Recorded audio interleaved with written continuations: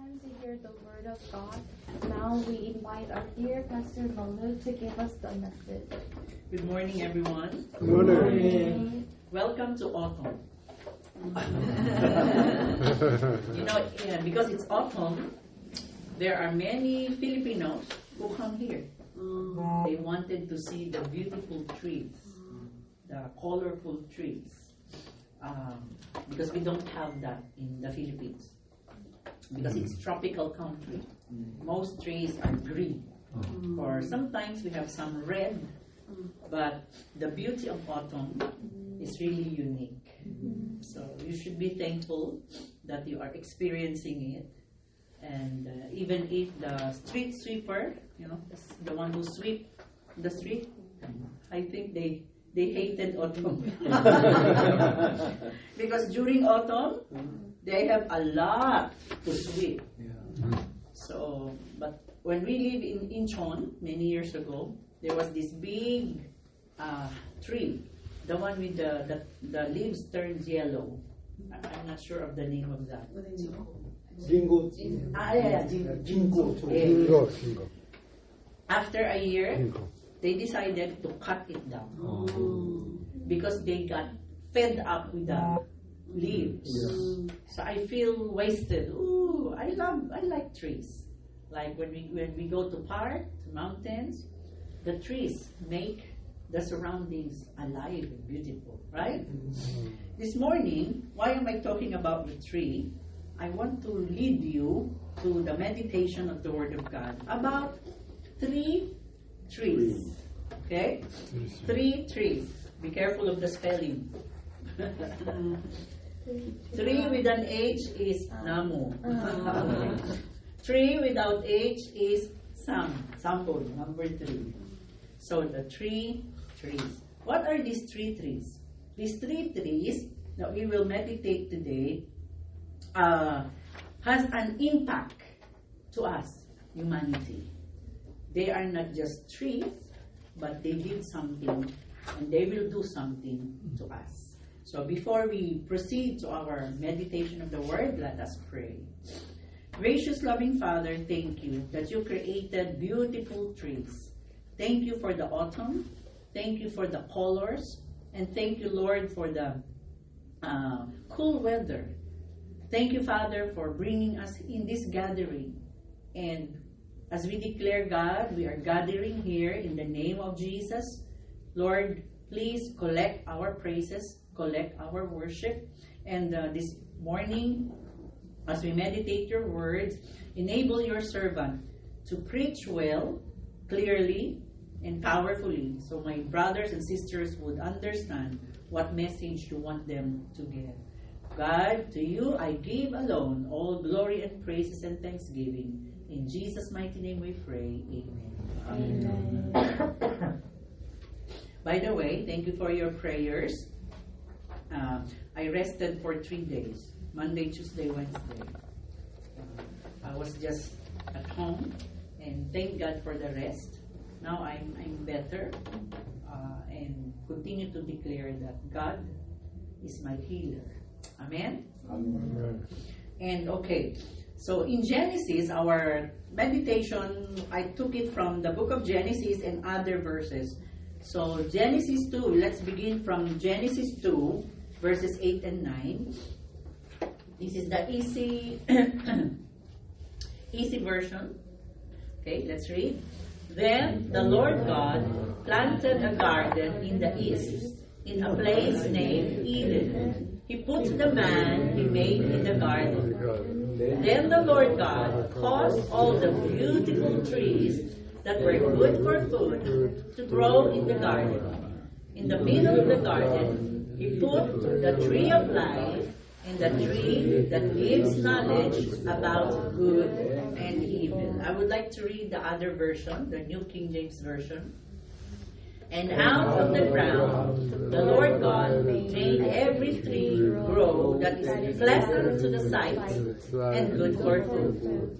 The tree of life was also in the midst of the garden, and the tree of the knowledge of good and evil. I like this version better, because this one, there's a distinction. two kinds of tree.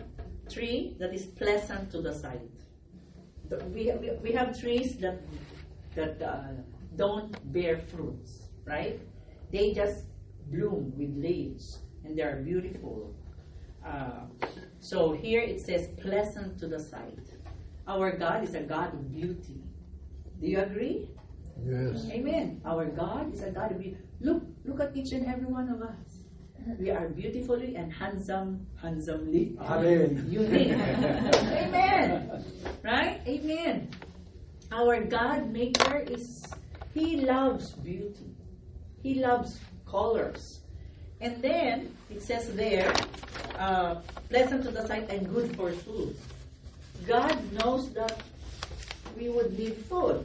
So He created it. But in the middle of the garden, it says, there were two trees.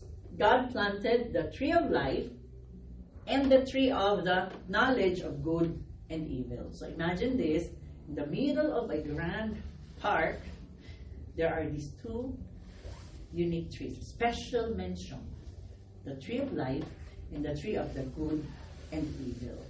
But there is something, maybe we can say it's a test. A test. If the first man, Adam and Eve, would really submit to God, would really choose God, would really obey God. In verses, the first three, we will talk about the first three.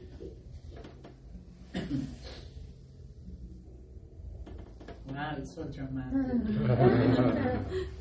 The first three is the tree of the knowledge of good and evil. That's tree number 1. Okay? It does not mean that this is the best, the most important. No, I just numbered it 1, 2, 3. Okay? What is the first tree? Let's read verses 9 and then verses 15 to 17. In the middle of the garden, we put the tree that gives knowledge about good and evil. And then in verses 15 to 17, we can read. Then the Lord God took the man and put him in the garden of Eden to tend and keep it. And the Lord God commanded the man, saying, of every tree of the garden you may freely eat, but of the tree of the knowledge of good and evil you shall not eat. For in the day that you eat of it, you shall surely die. Of all the trees, there is only one tree that is forbidden. It's the tree of the knowledge of good and evil. But what happened with Adam and Eve? Excuse me. What happened to them? In Genesis chapter 3, okay, that is the famous chapter, because that is the chapter where the first man and woman disobeyed God. Genesis chapter 3 is the chapter where sin entered into the world. Let's read verses 4 to 8. Then the serpent said to the woman, you will not surely die, for God knows that in the day you eat of it, your eyes will be opened, and you will be like God, knowing good and evil. So when the woman saw that the tree was good for food, that it was pleasant to the eyes, and a tree desirable to make one wise, she took of its fruit and ate. And she also gave to her husband with her, and he ate. Let's pause for a while. Have you noticed here? The woman saw. There's the last of the eye. Ah, it looks beautiful. And what else? Pleasant to the eye and desirable to make one wise. Oh, it will give me wisdom. So if I am wiser, I will be more powerful. Have you seen that? It's the selfish desire. And so, because of that, she took it and ate. And what happened? And not only herself, she also asked her boyfriend, her husband, let's do it together. So be careful. Be careful who is your companion or friend. Because sometimes our friends might pull us to evil. So Adam influenced Eve influenced Adam to disobey God. And because Adam so much in love with Eve than God, he obeyed Eve. There's a big lesson there, but it's another sermon. Let's continue the verse. What happened then? The eyes of both of them were opened, and they knew that they were naked. And they sewed fig leaves together and made themselves coverings. And they heard the sound of the Lord God walking in the garden in the cool of the day. And Adam and his wife hid themselves from the presence of the Lord among the trees of the garden. Look at this one.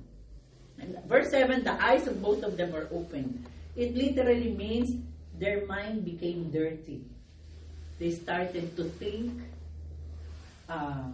ugly thoughts. Ooh, you're naked. Ew. No, you know? Because they had been naked all throughout. But there was no malice. There was no dirt in their mind. But when they disobeyed, then malice started to come to their mind. And they saw it, and they became ashamed of themselves. See, what disobedience will do? It will make you ashamed of yourself. It will embarrass you. When we choose to sin against God, it will embarrass us. So, what they did, they tried to fix themselves. They sewed fig leaves together and made themselves a covering. But the one they did was just leaves. When it's a leaf, leaves, they easily broken, crumpled. See? And then when they heard the sound of the Lord, the presence of God was there. They always do that.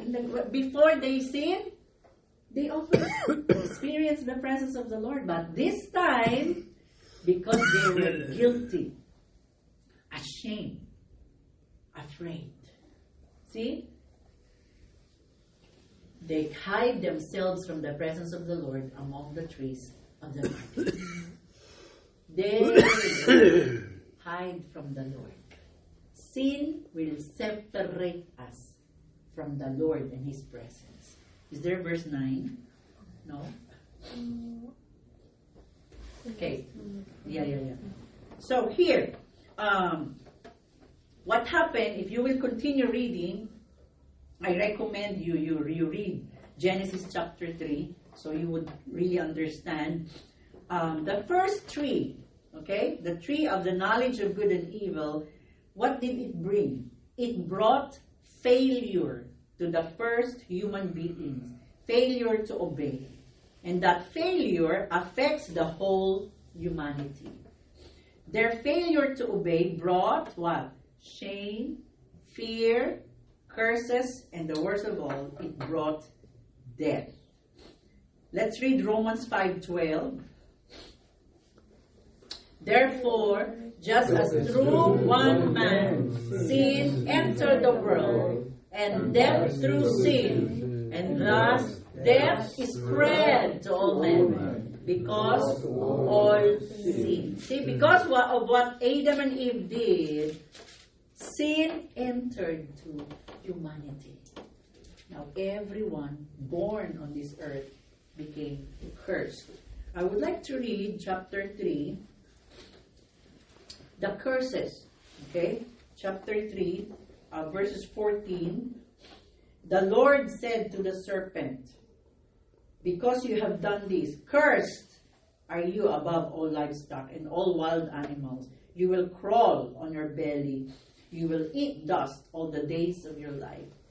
In verse 16, God said, and to the woman, to Eve, He said, I will make your pains in childbearing very severe. With painful labor, you will give birth to children.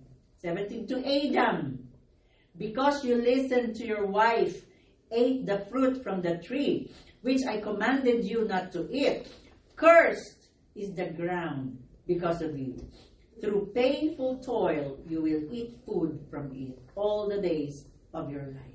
It will produce thorns and thistles for you, and you will eat the plants of the field. By the sweat of your brow, you will eat your food until you return to the ground, since from it you were taken, for dust you are, and to dust you will return. Only in Genesis 3, verse 19, that God created death. If you will read Genesis chapters 1 and 2, there was no death. God's plan was for you and me to live forever. But because of death, because of sin, because of disobedience, death entered into our world. So no matter how strong you are, you may die. Even if you are the powerful person on earth, you will die. And what happened? Because sin came, God doesn't want you and me to live forever in sin. So God did something for the second tree. What is the second tree? Let's go to the second tree. The second tree is the tree of life. In verse 9, chapter 2, the tree of life was also in the midst of the garden. So it's together. And then, verses 3, 22 to 24. After God cursed man, the Lord God said, "Look, the man has become like us. He knows about good and evil. And now the man might take the fruit from the tree of life. If the man eats that fruit, he will live forever." As I was studying about the tree of life, I found this one, and it's very interesting. Yeah, God said, you may eat of the fruit of all the tree. Just don't eat the fruit of the tree of the knowledge of good and evil. The fruit of the tree of life was not forbidden. They can eat that. They can eat it. But how come they did not choose the fruit of the tree of life? What a waste. I was thinking maybe if they had eaten the fruit of the tree of life, then they will not be selfish. They will have the life of God. They will understand that the forbidden tree is wrong. But they chose to disobey. What is the tree of life? There are many studies about the tree of life. Some thought that it's just a symbol, but it's really not. Let's continue reading. In verse 23, what did God do? So the Lord God forced the man out of the Garden of Eden to work the ground he was made from. God forced the man to leave the garden. Then he put cherub angels and a sword of fire at the entrance to the garden to protect it. The sword flashed around and around, guarding the way to the tree of life. Because Adam and Eve sinned against God, they disobeyed. They were not allowed for the eternal life. Because if they take the tree of life, they will not die. They will live forever. But because they sinned, God shooed them away. And it says there, God put a sword that is on fire, moving around. So Adam and Eve won't be able to approach the tree of life. See, because of sin, we cannot get eternal life. Because of sin, we cannot live forever. But many questions are arising now. Where is the tree of life? In the last book, this is very awesome because we found the tree of life in the first book of the Bible, Genesis, and also at the last book of the Bible, in Revelations. Isn't it wonderful? The tree of life, it's like God's intention was for humanity to enjoy the tree of life. But because they disobeyed, cut, no more. The tree of life will be enjoyed still. But there is a gap. Genesis, Revelation. Let's read Revelation. Revelations 22, 1 and 2.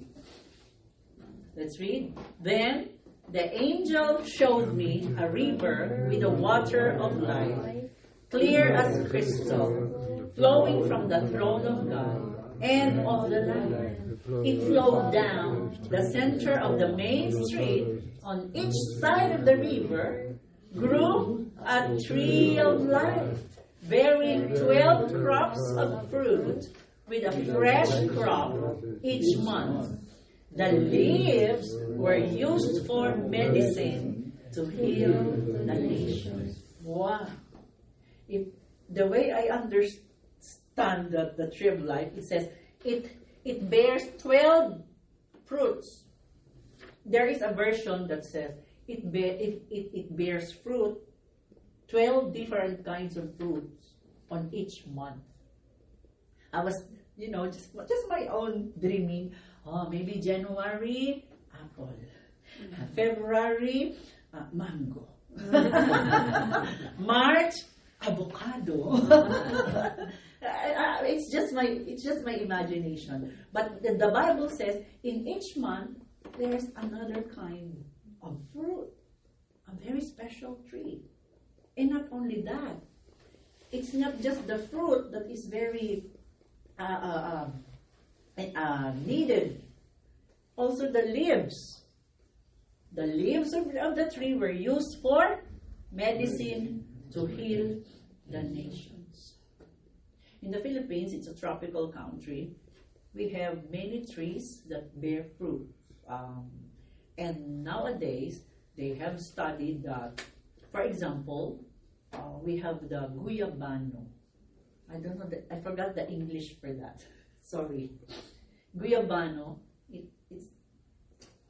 and they said the guyabano fruit is very healthy, antioxidant, and then also the guyabano leaves. So they boil it in water, drink it. It also helps. And then we have another one, the mango. Mango is a good source of strength, stamina, because of the sugar it contains. But if you eat a lot, it's also bad. And then they said that the leaves of the mango, nowadays, there is a study that it's also good to boil and drink, good also for health. Okay, we have this tree. This tree is big and the leaves are big. I forgot the name of the tree, but usually, if one person in the Philippines is suffering from the urinary tract infections, cannot urinate well, they will take the leaves, boil it, and drink. And they said that it can help the urinary tract infections to be healed. Even we also call coconut tree. Coconut tree is a wonder tree because you can use everything on it. The leaves, you don't eat the leaves. But what we do with the leaves, because the leaves, it has a tiny stick in the middle. So we take away the green part and then tie them together. We can have the broom. We have the broomstick from the coconut leaves. And then another one, the coconut shell. The coconut shell, take the shell.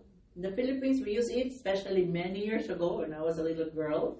Okay, the coconut shell, take it, divide it into two, and let it dry. And then it can use to scrub the floor. Scrub, so you can make the floor shiny. Well, I enjoyed doing that when I was younger. We scrubbed the floor. And then the fruits inside. They said it's healthy. It's good also for the urinary tract. And then because coconut has the juice, right? The juice. If you take the juice, the fresh juice, it's good for the urinary tract infections. It can help clean. But then you preserve the juice, it becomes coconut vinegar. It becomes vinegar. But also, some people, they use it as wine. Wow. We have the Filipino term, tuba. So it's a wine, coconut wine. How about the trunk? Okay, the tree trunk. We have the coconut, the inside the body of the coconut. If you cut it, open it inside, there is this white thing, and they said that you can eat that. So even the roots, they can make it as decorations. So they said coconut tree is a wonder tree. It's just a coconut tree. But how about the tree of life? It says there the leaves can heal the nations. What's the problem with the nations? Greed. What? So many problems in the nations nowadays. But it's there. It's in the promised land. Now, in Revelations 2, verse 7,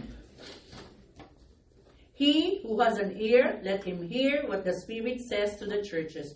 To him who overcomes, I will give to eat from the tree of life, which is in the midst of the paradise of God. So where is the tree of life now? It's in the midst of the paradise of God. But the problem is, after the fallen man, after the tree, the forbidden tree, man became sinful. And because of sin, we die. How can we go and get the tree of life? Because Adam and Eve, because they sinned, they were vanished. Go away. Do not touch the tree of life. The solution? The third tree. What is the third tree?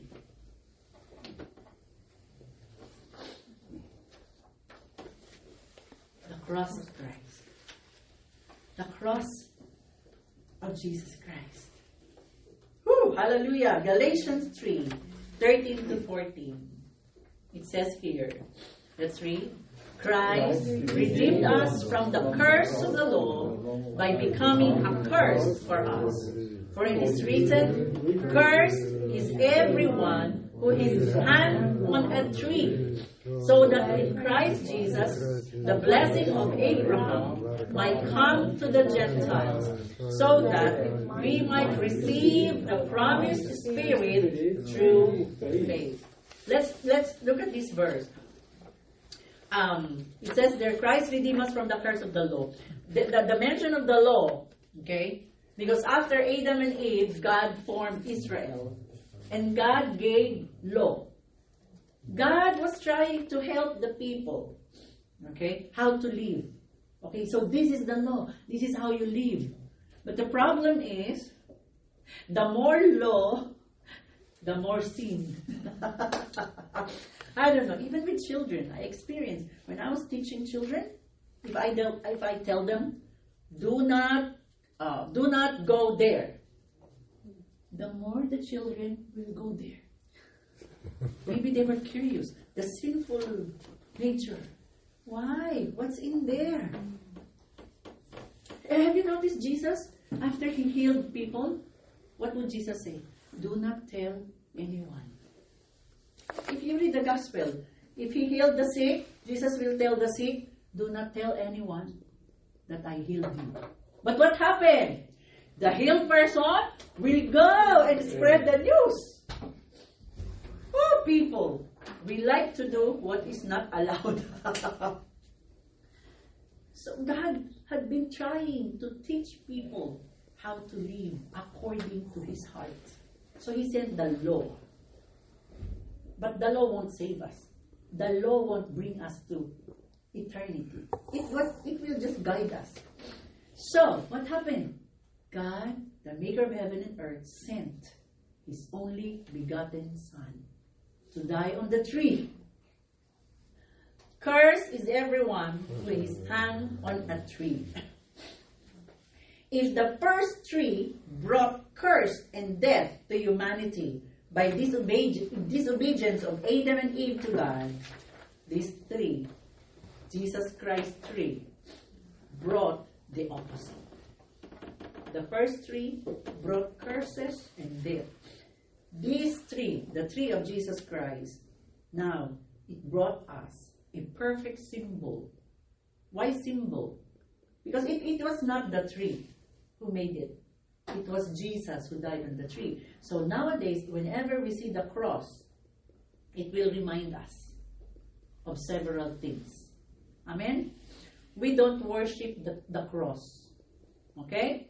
Please don't do that. Do not pray on the cross. Oh, no. We pray to God in spirit and in truth. But why do we have the cross? It's a symbol. It reminds us. Just like the wedding ring. My wedding ring reminds me that I'm married to Pastor Manuel. That when I see another handsome guy, this ring will remind me, oh, I'm married. So, but this is not my husband, right? This is not my husband. This is just a symbol that reminds me to whom I belong. So the cross, the tree of Jesus Christ, because in Galatians it says, cursed is everyone who is hung on the tree. It was not mentioned hang on the cross. Have you noticed? It was mentioned hang on a tree. So Jesus Christ's tree first. Wow, dramatic.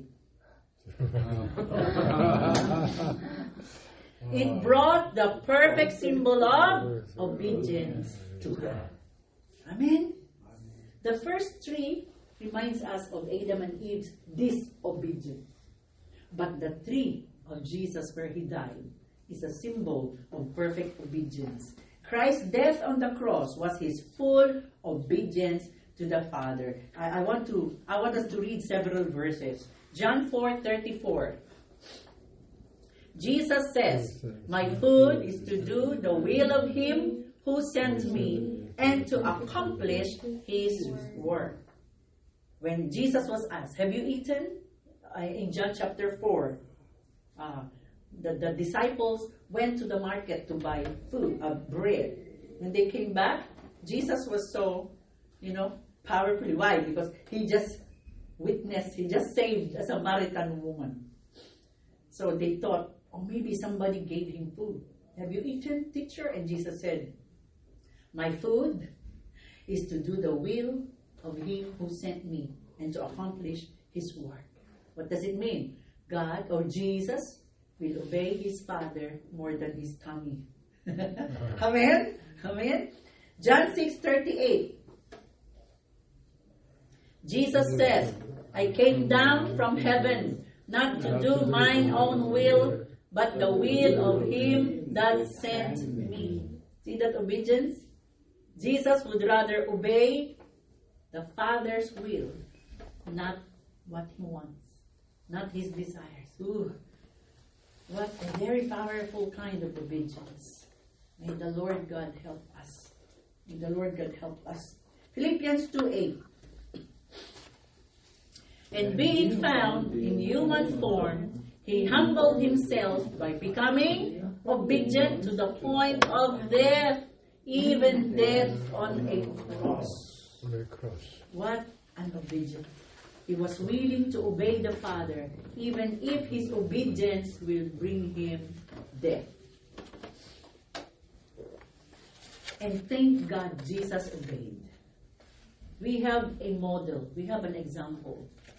In Romans 5:19, it says, "For us by the one man's disobedience, Adam, the many were made sinners. So by the one man's obedience, the obedience of Jesus Christ, the many will be made righteous." Amen?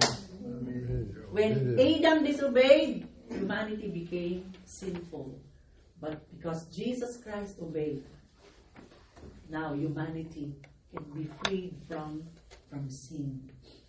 I just forgot to include there one of the powerful prayer of Jesus at the Garden of Gethsemane. Have you noticed when Jesus prayed this, he was in the garden, surrounded by trees.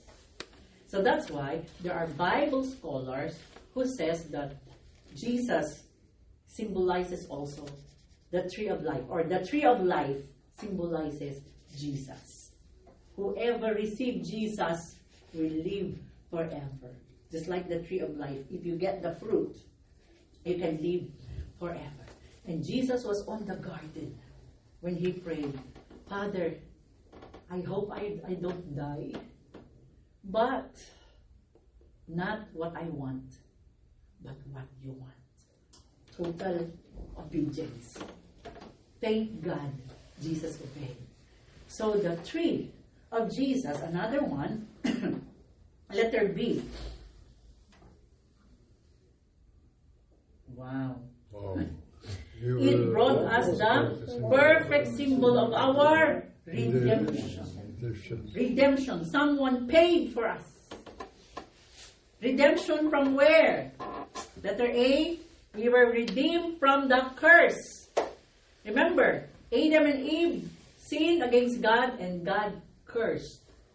God cursed Eve. God cursed Adam. God cursed the land. And God put death. Galatians 3:13. It says, Christ redeemed us from the curse of the law by becoming a curse for us. For it is written, Cursed is everyone who is hung on a tree, so that in Christ Jesus the blessing of Abraham might come to the Gentiles, so that we might receive the promised Spirit through faith. So Jesus Christ took those curses upon himself. He brought it at the cross. Died with that curse. So those cursed from God was already powerless if a person believes and have faith in Jesus Christ. Those cursed will have no more power over us because Jesus Christ died with that curse on the cross. We just have to believe. So the symbol that the cross, the tree of Jesus brought us the perfect symbol of our redemption from the curse. Letter B, it brought us the symbol of redemption from our guilt. Hebrews 9:14. How much more shall the blood of Christ, who through the eternal Spirit offered himself without spot to God, cleanse your conscience from dead works to serve the living God. Remember when Adam and Eve disobeyed, what was the first thing they do? They hide from God. They were guilty. You know, when you did something wrong, are you happy about it? We don't. Right? I always tell, you can never hear or see someone like a thief.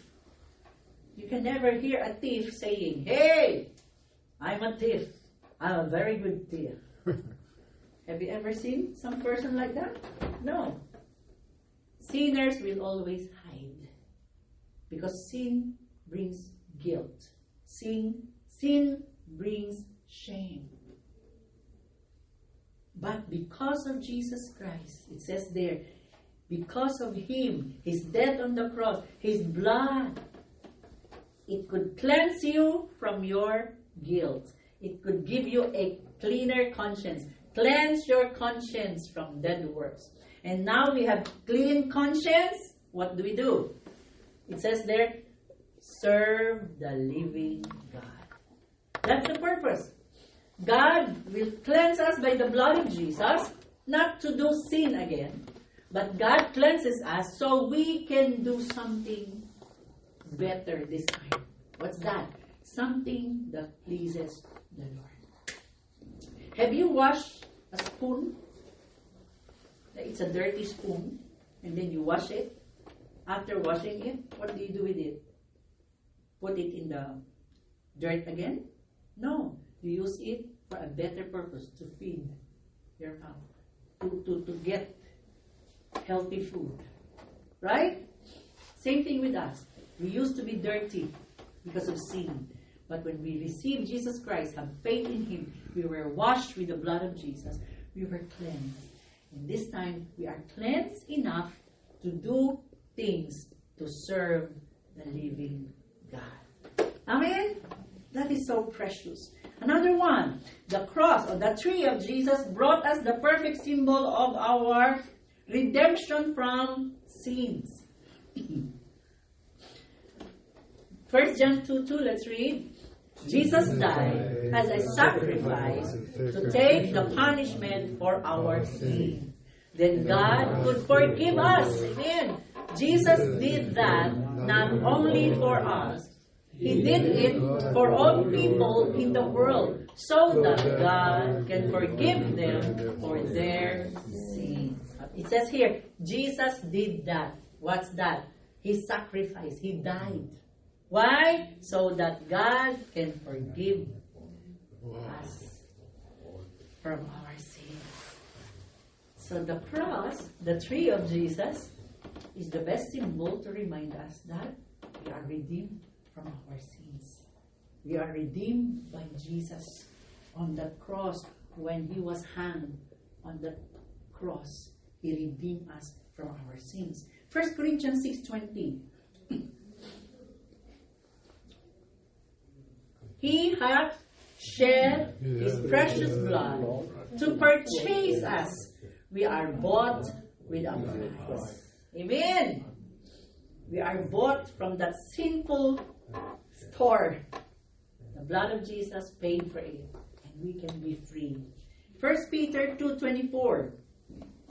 He Himself bore our sins in His body on the cross, so that we might die to sins and live for righteousness. Amen. That's why Apostle Paul said, I no longer live, but I live not the life I now live. I live by faith for the Lord God. You know, sin, our weakness. Even me personally, I often feel it. It's like, you know, hey, do this one. We used to do this long time ago. But now we have the power to say, no, I no longer belong to you. Now I belong to Jesus. I will obey Him. Hallelujah. We have the strength to do what pleases the Lord. Why? Because of what Jesus did on the tree at Calvary. The next one, the tree of Jesus, it brought us the perfect symbol of our redemption. Where? From the evil age. Because Jesus died on the cross, we can be free from the clutches of Satan. Let's read Galatians 1:4. The Lord Jesus Christ is the one who gave Himself for our sins, so that He might rescue us from this present evil age. Amen. Amen. Without Jesus Christ, a person sinful was a slave of Satan. But because of Jesus Christ, we are free from the slavery of Satan. And now we can be servants of God. We can be slave of God. It's better to be the slave of God than the slave of Satan. You know. Hallelujah. Through Jesus Christ's death on the cross, on the tree at Calvary, we were set free, redeemed from the hold of the devil. The next one. What did the tree of Jesus brought us? It brought us the perfect symbol of reconciliation between man and God. 1 Peter 3:18.